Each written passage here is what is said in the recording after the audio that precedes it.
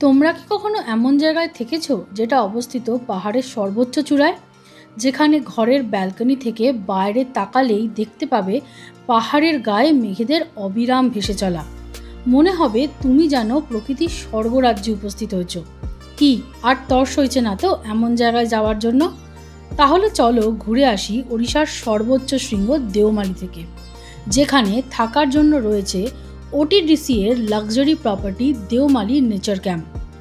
পাহাড়ের একদম চূড়ায় সারি বেঁধে দাঁড়িয়ে রয়েছে নেচার ক্যাম্পের কটেজগুলো। ভেতরে থাকার ব্যবস্থাও খুবই সুন্দর।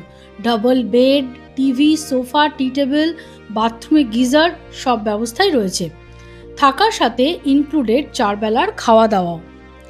তাই একটা অলস দিন সবুজ প্রকৃতি ও মেঘেদের মধ্যে কাটিয়ে আসতেই পারো। কথা দিচ্ছি, এটা হবে তোমার একটা লাইফ টাইম এক্সপিরিয়েন্স। আবার চাইলে দেওমালি হাইয়েস্ট পিকে ট্রেক করেও আসতে পারো, যা এখান থেকে মাত্র 2 কিলোমিটার দূরে। তাহলে কবে যাচ্ছ এই এক্সপিরিয়েন্সটা নিতে?